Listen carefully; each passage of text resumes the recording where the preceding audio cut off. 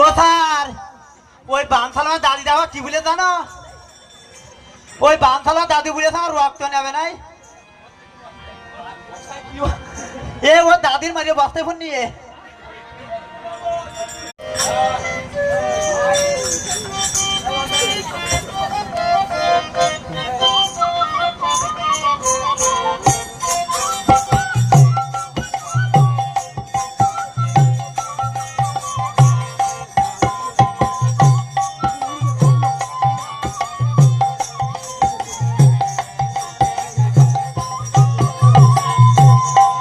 সালারা ছেড়ে দে